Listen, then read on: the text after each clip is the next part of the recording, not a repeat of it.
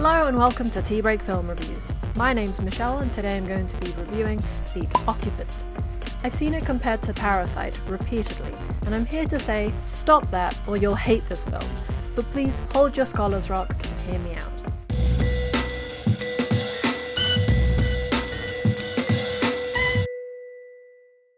The Occupant follows Javier, a man who is forced to move away from his perfect home because of financial issues.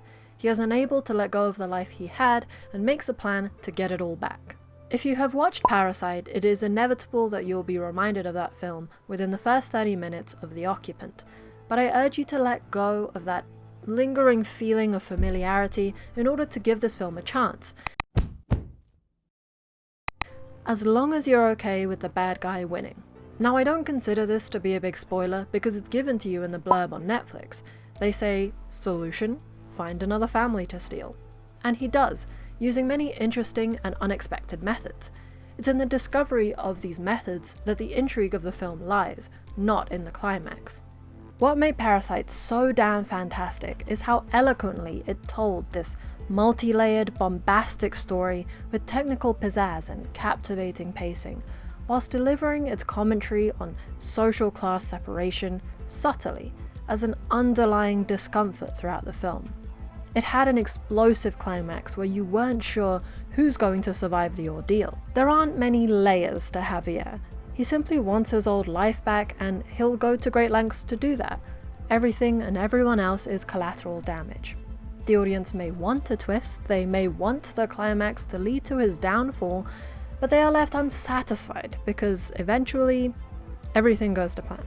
The point the filmmakers seem to want to make is that sometimes bad people win, and that's fine, but it's not the hopeful outlook on life that a lot of films try and uphold in order to please a wider audience.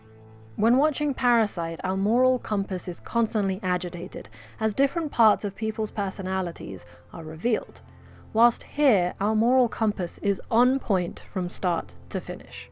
The filmmakers did their best to try and elicit empathy from us at the start, showing Javier and how he's unable to get a job, but it just doesn't hold. His situation is not that dire. At one point my editor asked, why doesn't he just try freelancing? And this led to a whole bunch of other questions I had. Why can't he be happy with what he has? Why can't he talk to his wife? Why is he being mean to his kid? Why can't he just take the unpaid work and then work his way up again? I mean, what was he expecting? I'm sure by now you get my point. The problem is not that the bad guy wins.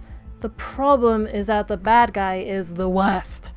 Okay, so with that out the way, let's talk about dialogue and acting, which I think is fantastic in this film. The actors are terrific, the dialogue is natural, and the individual struggles, especially of the nicer side characters like Tomás, felt super poignant. The editing had a nice flow, and I particularly liked how the last scene was cut to mimic the first. The cinematography I had mixed feelings for, because at times it was genius, like when Tomás and Javier are talking at the bar. I loved the way that they used the mirror so that they're both always on screen at the same time. It made the conversation seem really intimate. At other times, combined with the production design and color grade, it felt as if the stark portrayals of Javier's two worlds were exaggerated to the point of losing credibility. The apartment that they move into is just so dark and dreary, but the way they've done it, it just makes me think maybe if they decorated and switched the light on, it'll feel much more homey. It just became frustrating in the same way those unanswered questions about Javier did. And that's kind of it. This review is shorter than others I've written, and I think that's mostly due to those complicated feelings that arise in relation to the protagonist that make it really difficult to like this film and to like him. If you're into films that revel in showcasing the darkness of humankind, then this is perfect. If you also enjoy figuring out a villain's plan before it happens and getting a few surprises along the way, then this is great for that too. Just don't expect a happy ending. Thank you for watching.